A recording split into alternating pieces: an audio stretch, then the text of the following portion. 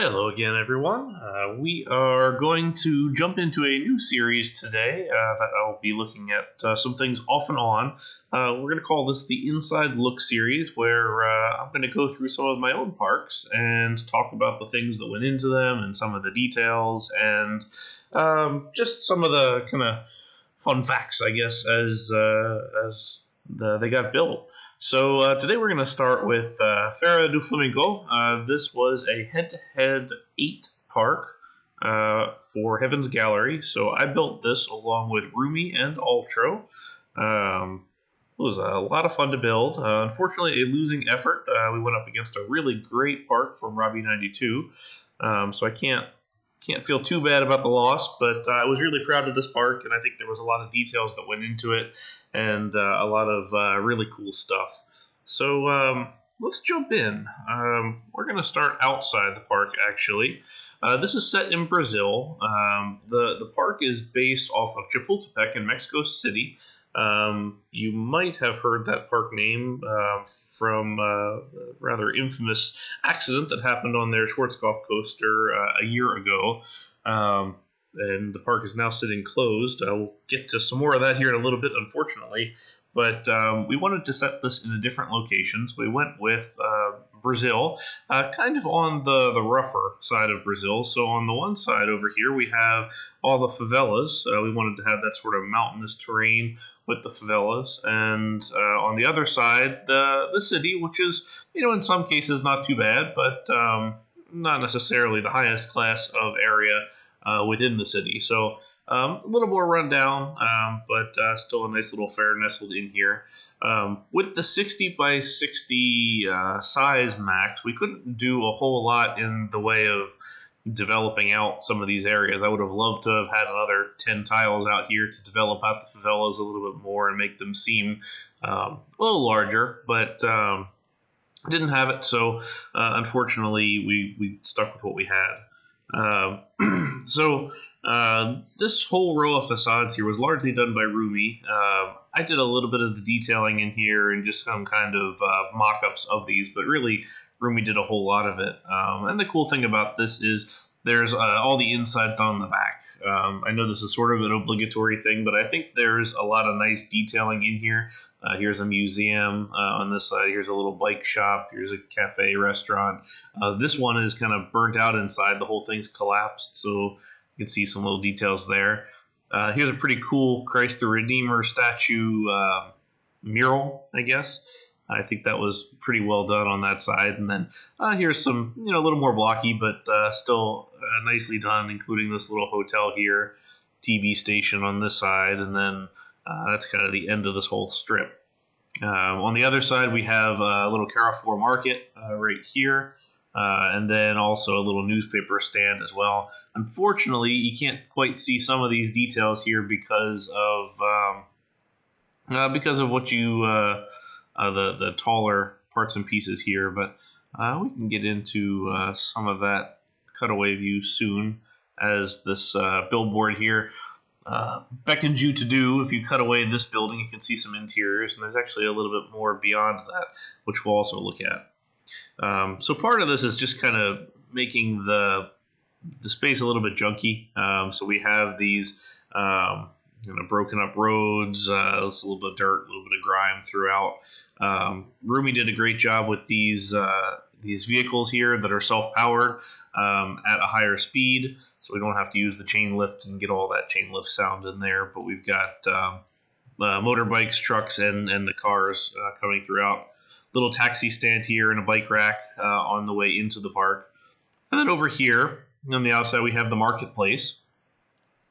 The marketplace has lots of different things for sale, and just some other little details like this grill here. I went through and froze staff members at every one of these locations, also the rides and everything else. Here's Lucas, the barbecue master, grilling up something good here at the edge of the marketplace. I thought those were kind of fun details. There is also a buried food stall that's invisible right there, so the guests can actually get food from it, so it is usable as scenery as well.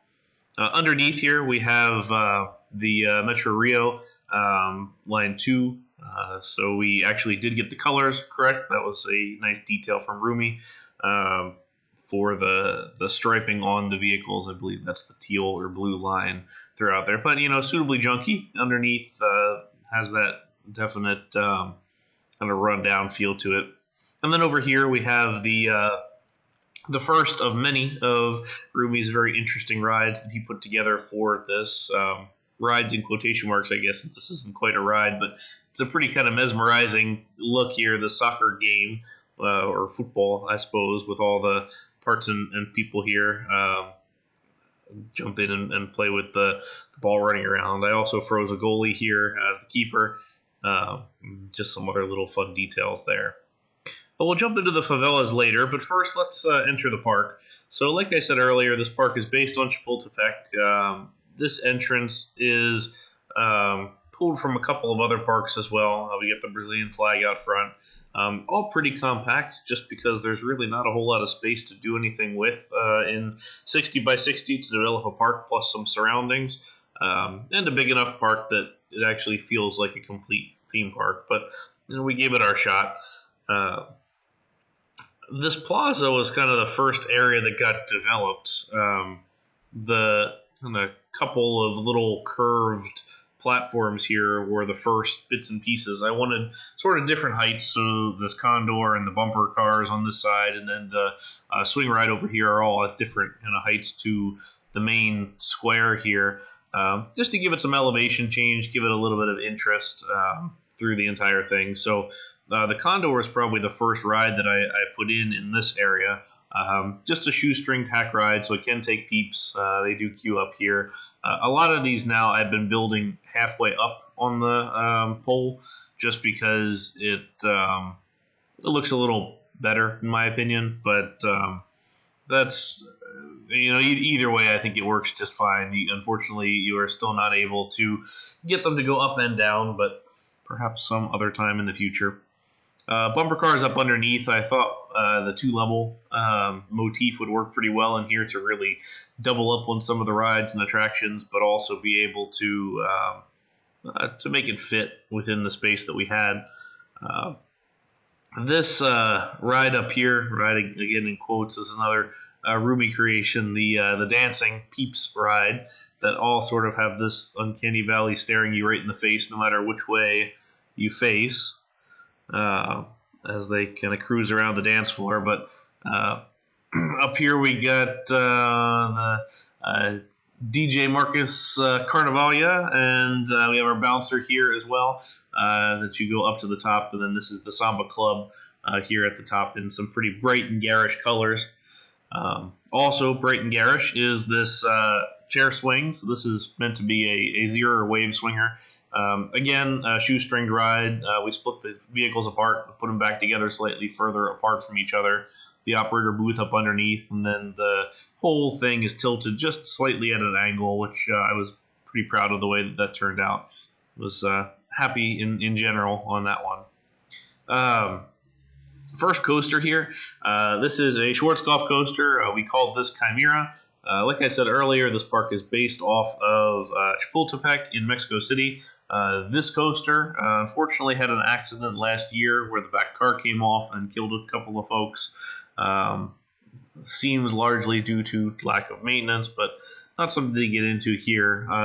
This isn't a total recreation, but it's pretty darn close as far as the layout goes. It can run 5 trains without stacking, because of all the block breaks throughout. But I wanted to kind of reduce that a little bit, make it feel a little more, dumpier, like they wouldn't be using as many or they wouldn't have as many. So we're only running 2 trains here. This support work I was very proud of. It took me ages to do, but I think it turned out really, really well with the space frame here. That means it could be mobile and move around at any point in time. The same thing goes for this inverted coaster over here. This is a Euro coaster. There's a real inverted wild mouse that travels in Europe. And according to the storyline of this park, they have now acquired it, and it lives here now on the roof of this building.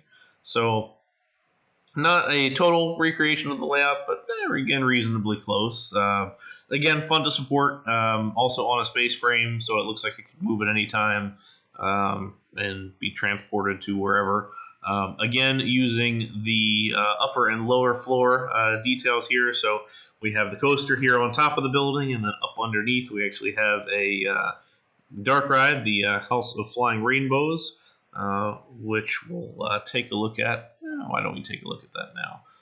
So we did use cutaway view to our advantage. It's too much cutaway. Here, underneath this whole thing, we have the indoor ride here. Again, it's themed to rainbows in color and weather, of all things. But we have a couple of different rooms here with different weather patterns and clouds and storms and lightning and all the rainbows here at the end. So fun little details, and I think it fits really well in the whole thing. So we'll bring it all back up as we step around here and look at the Haunted Mansion. So this facade was done by Roomie, and it is pretty close to the haunted house that's in Chapultepec Park in real life. So he did a nice job on that. This is a custom ride as well, and you can see as the ride comes out here that the vehicles turn. So if you look at them all in here, you can see that the vehicles are indeed rotating, like the Haunted Mansion at Disney. So that's achieved in a similar matter of the 4D coasters, where you can rotate the seats at intervals. So setting this one up with rotations at intervals means you can turn the vehicles to certain areas. So if we chop this one down a little bit, whoa, too far. We will start here on the bottom floor as you come in past like the cellar area here, and then wrap around and come on up. Again, not too much space with this, so we didn't have a whole lot of room to do anything with, but you get upstairs to this sort of dilapidated area. We have our hallway here. We pass the bedroom here where several bodies are hanging about, and then back in around the staircase as you dive down the drop to the final circle over here. So this wraps around a big statue and kind of indoor little graveyard with some mysterious blood and some also concerningly red walls. If you go up a little bit, there is a ghost ride here that we have floating about. And one of the other features of this ghost train ride is that at a certain angle, the peeps will turn white. So it looks like they are part ghost. So here we go, right in that section. So I thought that was a pretty cool detail that Ruby put in there too. All right, getting back out of that, we have a couple of game stalls here, and then another just set of little details. Again, here's another grill with the Frozen staff member. Right here, we have another Frozen staff member who's Gabriella, the balloon girl, who is selling the balloons. So taking the balloon object here, and then I went in and made an invisible balloon stall on top of this, so then the guests come up and look like they're purchasing a balloon from her. Around the back of the queue line for the Haunted Mansion, we have our Rio 2016 Olympics rings, all kind of broken up and abandoned back here, and then just a lot of other bits of trash and things like that. So next ride we come to is the Top Fuel Dragsters. There's two of them, and got this nice sort of old-timey American garage and gas station look. So there was a lot of comments when the park came out that this didn't seem too realistic, but actually it is. There was a number of parks that had a ride similar to this from SNS Power. That's an air-launched ride that actually launched the riders in these vehicles up to 100 miles per hour.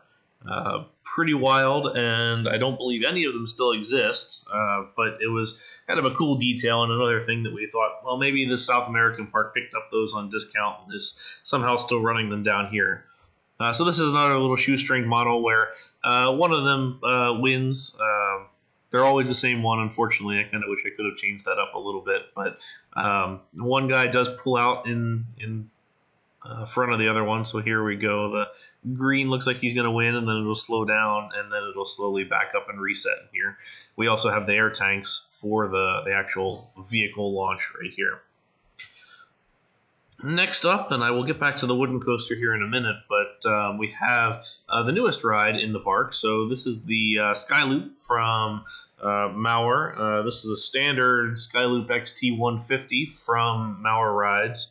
I wanted to do a recreation of this, and I also wanted to do the hack that makes this operate accurately, I guess is the correct word. So the real thing has a lift like this, goes upside down, and then it disengages the lift, goes through that roll, and then rolls again down into a drop here, cruises through the station, up the lift, and stalls, and then goes all the way back down, through the station again, back out the backside, and then down and back into the station.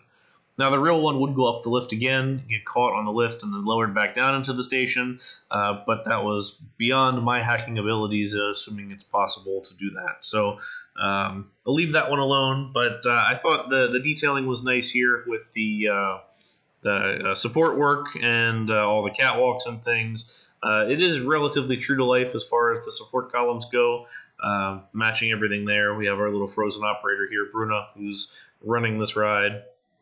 And then one of the other details that I like to do is hide the entrance scrolling signs. You just hide that queue tile.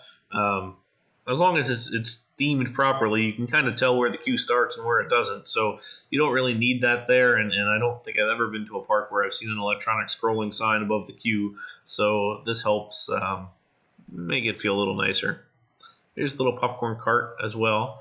But I said I would get back to the wooden coaster. So again, this is a Chapultepec reference. So this wooden coaster is based off of the roller coaster at Chapultepec, the main ride there. They used to be called Serpent of Fire, which we borrowed that name here.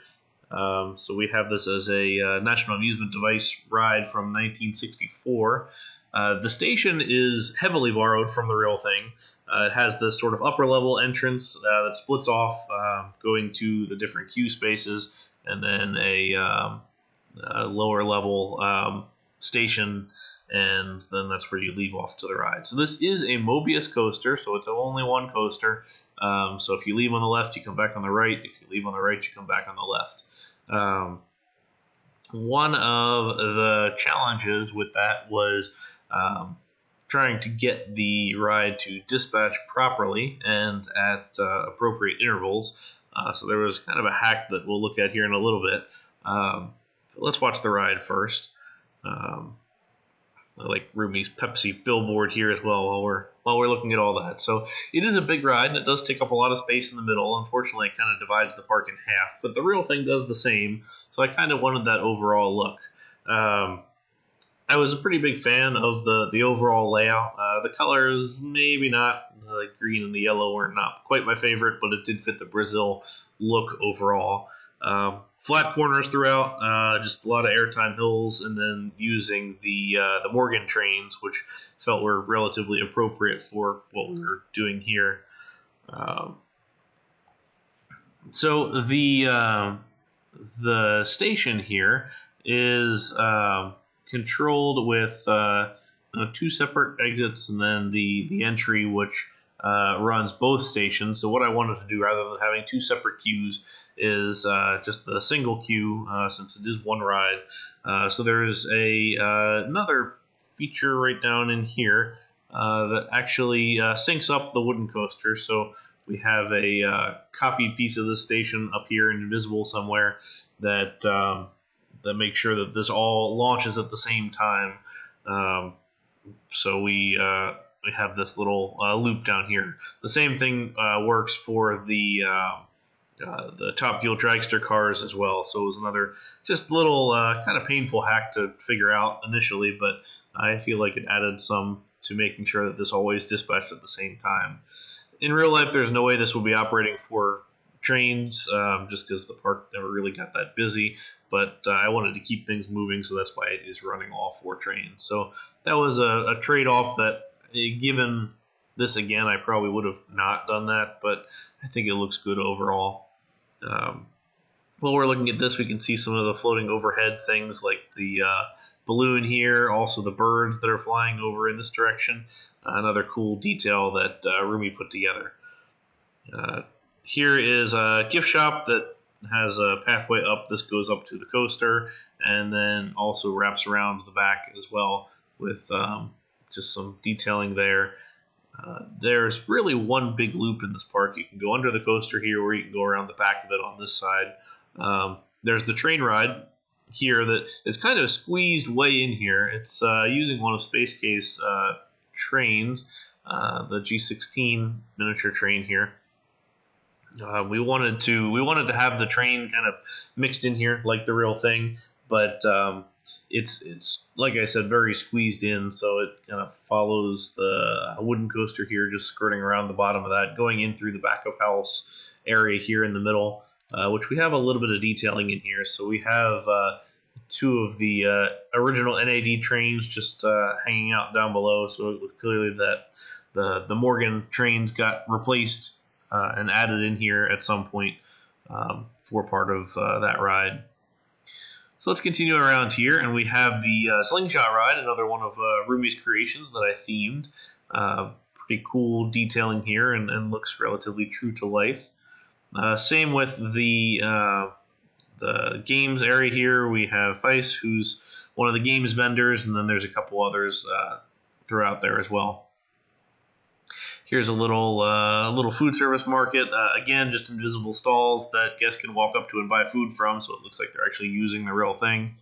And then we have our coaster up here. In the real Chapultepec Park, there is a Schwarzkopf launched loop coaster, but I wanted to at least differentiate this a little bit since we already had the wooden coaster and we already had the other Schwarzkopf coaster, so we went with an Arrow launched loop. So these were some of the original shuttle coasters and the original some early looping coasters from Arrow. I wanted to do a couple of different hacks here. So the first one is from a ride operational hack. When you typically had done these in RCT on the reverse spike here, where in the real life it would stop and then launch backwards, you had to do a little incline here to get it going in the opposite direction. Well, we shoestringed this, so now it's actually just going to stop, slow down, and go back in the other way. So that was a nice detail there, just to make sure the operational pieces looked correct. And then the second thing was a Roomie idea. Some of these rides have vehicles that face sort of back-to-back based on the opposite direction. So Roomie created a custom ride where these two vehicles in the back face the opposite way and the three in the front face forwards. So it's a neat look. It looks more realistic per the real-looking train. There's some other little details here, especially with the supports and the catwalk. So the supports are true to life, and then we wanted to have this sort of solid wall here, kind of blocking that view of the favelas up here, kind of like the park's trying to shun the look of all that behind them, even though it's so close.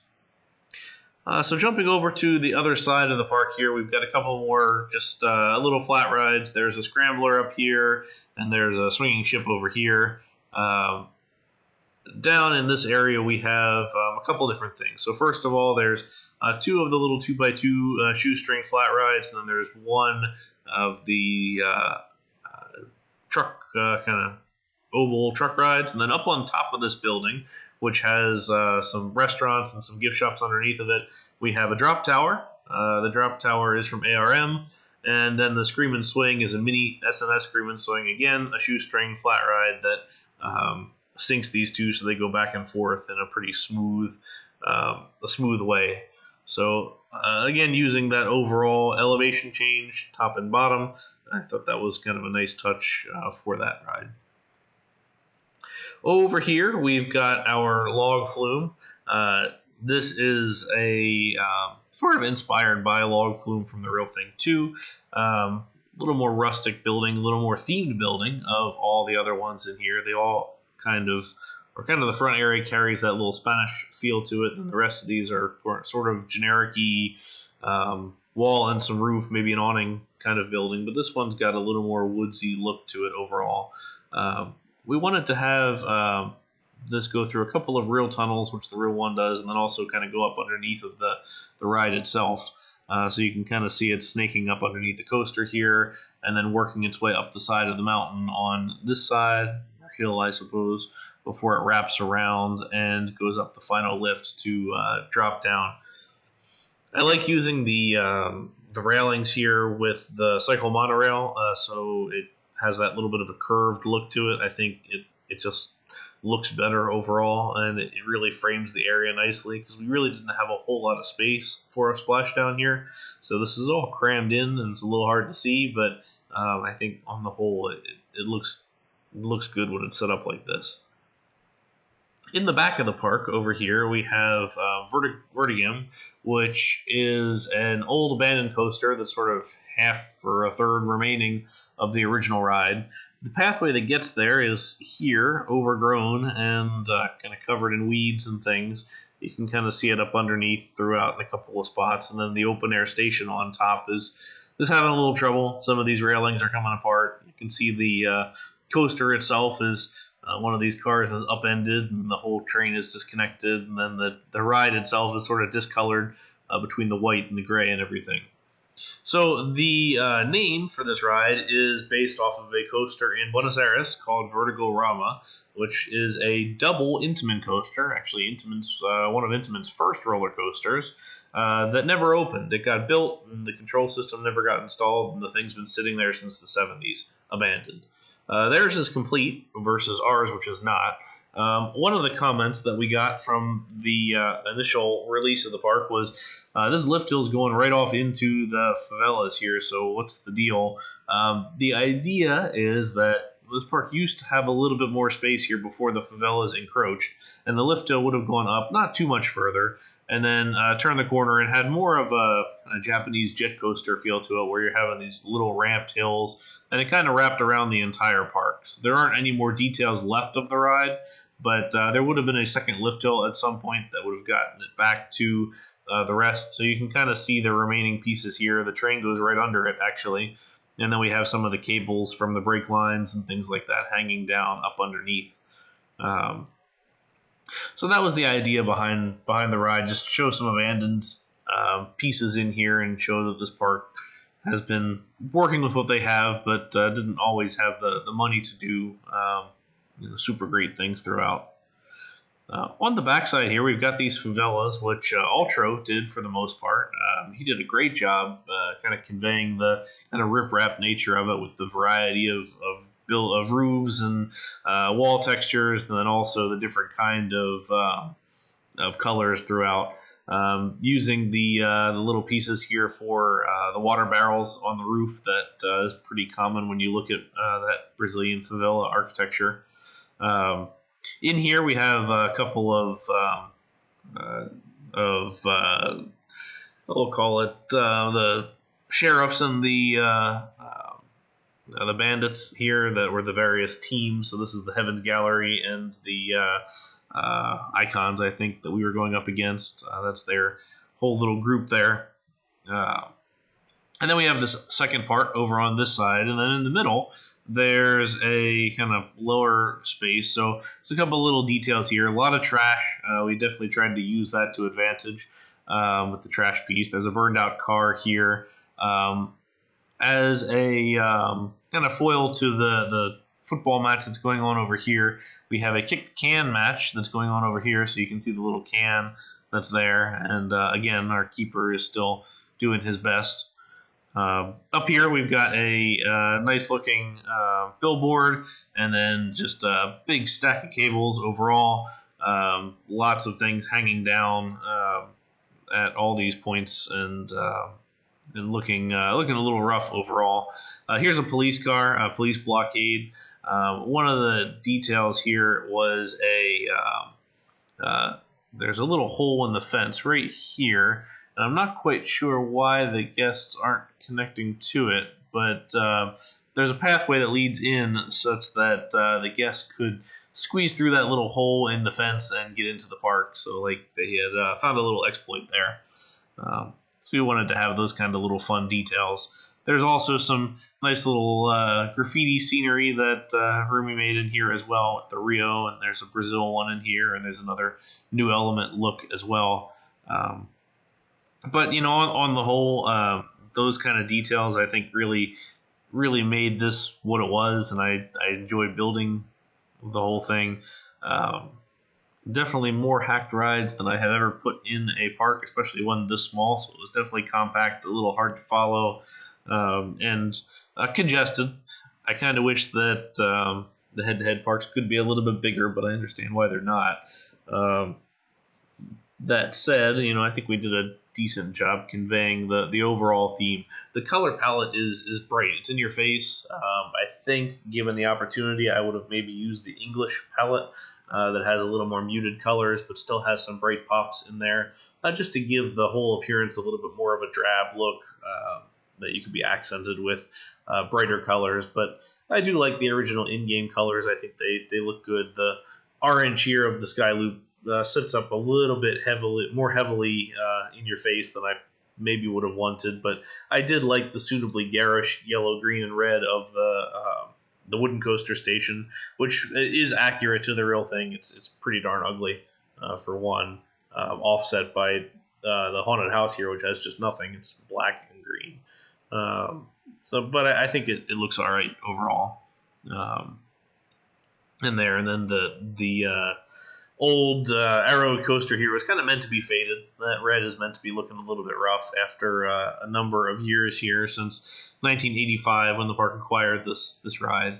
But I think that's everything as far as little details go, and all those bits and pieces. This is a fun park to build. It was a complex park to build, but we definitely fit a lot in a short amount of time, and got this thing released. So even though it was not a winner, I can still be relatively proud of it, and I enjoyed working with Roomie and Ultro both. So I hope you guys enjoyed the park as well. We will continue this series at future dates. It may not be immediate, but we'll keep going through a number of other parks as well. But thank you for watching. If you have a request for a park to be reviewed, please send me a note at Cedar.6@New Element, or leave a comment on this video on YouTube. And feel free to subscribe for more of these. At the moment, we're releasing one video daily. So thank you for watching, and have a great day.